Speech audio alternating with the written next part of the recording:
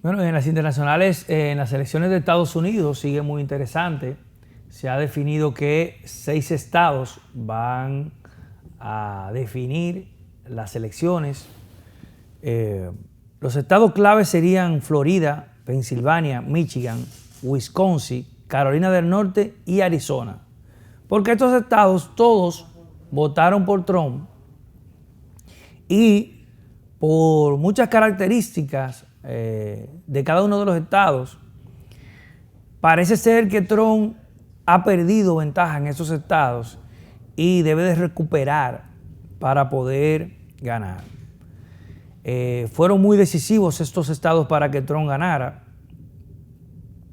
Y a 8 semanas de los comicios, el ex vicepresidente Biden lidera la carrera por un promedio de 3.2 puntos porcentuales, lo cual para un presidente y con la característica del presidente Trump no es mucho.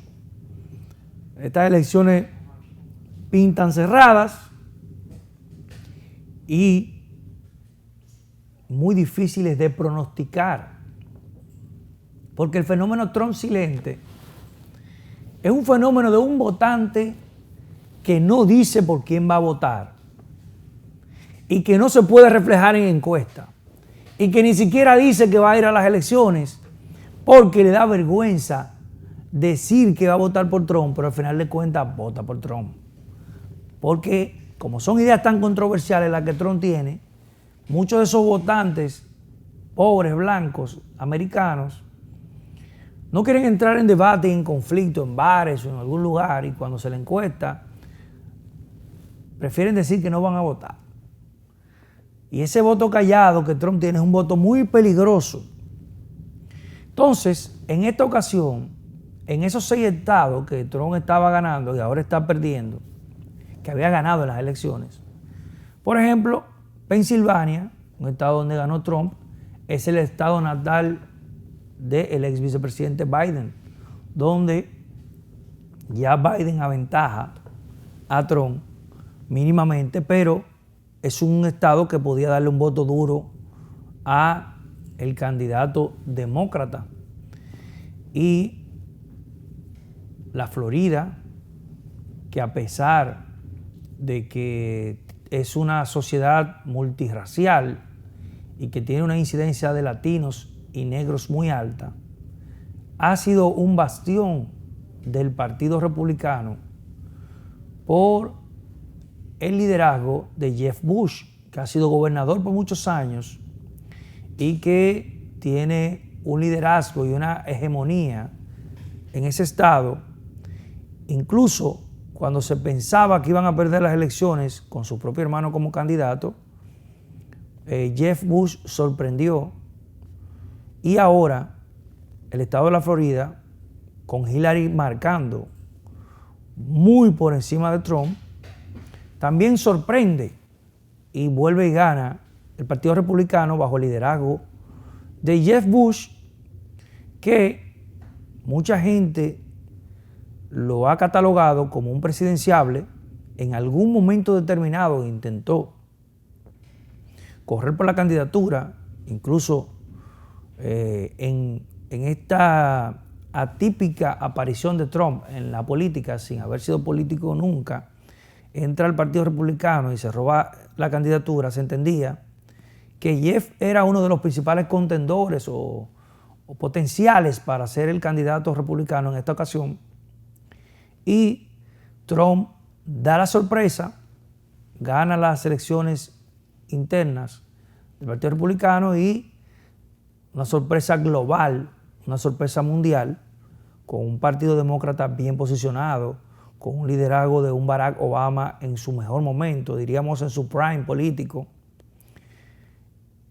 con una buena gestión de gobierno, y Trump se avalancha con un discurso nacionalista, radical, con una posición ultraderecha, acompañado de las iglesias evangélicas, acompañado de el blanco americano tradicional. Se impuso este discurso que viene rodando desde Inglaterra, como habíamos dicho, desde la salida del Brexit de la Unión Europea, o sea, el Brexit, la salida de Inglaterra de la Unión Europea, el mundo se ha abocado a un discurso nacionalista de protección nacional y a una política antiglobalizadora, de ruptura con los lazos internacionales y de buscar la protección de los productores nacionales. Y este discurso ha llevado a Trump a volver a estar bien posicionado para ganar las elecciones. Es difícil. Yo fui uno de los que vaticiné el triunfo de Trump. Creo que fui uno de los pocos que se atrevió a decir que Trump le iba a ganar a Hillary Clinton.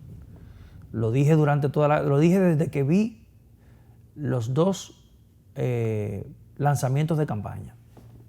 Cuando vi el lanzamiento de Hillary Clinton, me di cuenta inmediatamente de la debilidad de su discurso, de su propuesta. La mayoría eran continuidad de lo que había hecho Barack Obama ya, no cautivaba, no generaba la emoción. Cuando vi el discurso de Trump me di cuenta que tenía unos puntos muy importantes con respecto a el empleo, con respecto a la migración y una posición antimigrante ilegal, pero no ante el migrante legal. Entonces el que vota es el migrante legal. Y cuando tú le dices a un migrante que ya está legal en el territorio y que tiene derechos, que su capacidad de empleo, sus salarios van a incrementar y se van a preservar sus empleos, ese mismo migrante no quiere que venga otro migrante ilegal y le quite su plaza. Y entonces esa fortaleza de ese discurso de Trump, donde él decía que un migrante de los 80, un migrante de los 70, podía tener el sueño americano garantizado, más un migrante de esta época era un migrante subvaluado, que lo es. Y ustedes pueden darse cuenta con sus familiares, la gente que viaja, que emigró y que en los años 70, en los años 80, la economía de un migrante era muy buena. Le daba para todo, le daba para vivir, le daba para viajar aquí cada fin de año, para venir a explotar $1,000 fácilmente, $2,000 y volver a irse a trabajar todo un año. Entonces, esa riqueza del migrante que ya no se ve, se refleja allá también, se refleja en las personas que consiguen empleos menos remunerados, que no consiguen empleo de calidad, porque hay mucho migrante ilegal en Estados Unidos. Ese discurso antimigrante va dirigido específicamente al migrante que está ilegal.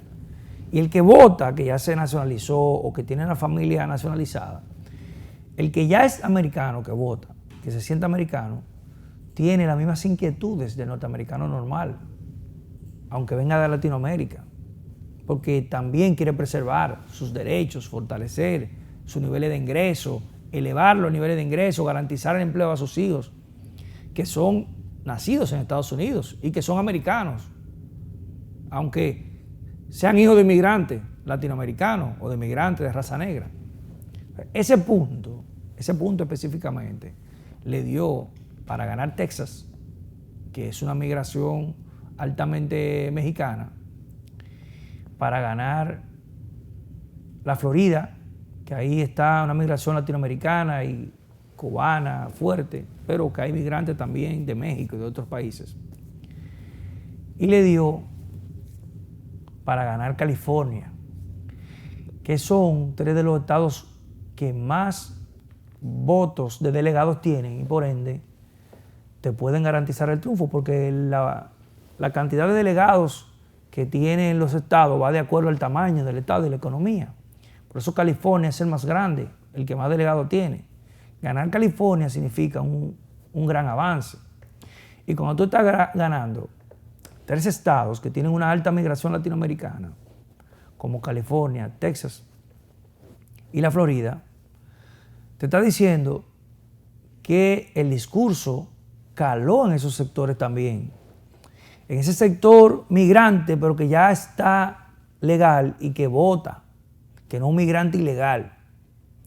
Entonces, ese discurso de Trump caló a ese nivel de lograr ganar esos estados. Ahora Trump está en una situación más difícil porque ya ha gobernado 4 años, tiene desgaste, está pasando todo este tema racial en Estados Unidos con el Black Lives Matter, y esta candidatura de Biden se ve sólida, se ve muy pegada, lo que indica que no podemos dar un ganador al sol de hoy, aunque está más cerca Trump de Biden de lo que estaba Trump de Hillary cuando le ganó. Ahora Trump está más cerca, sigue abajo, pero está más cerca de Biden que lo que estaba de Hillary cuando ganó.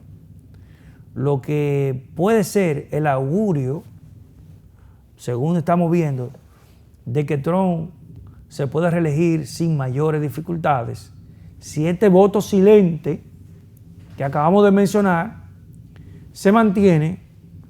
Entendemos que si ese voto silente vuelve y se volca, ese Trump silente se vuelca a favor de Trump, pues está muy cerca el presidente Trump de reelegirse.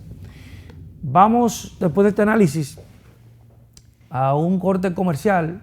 Después de la pausa, continuamos con más de Queremos TV.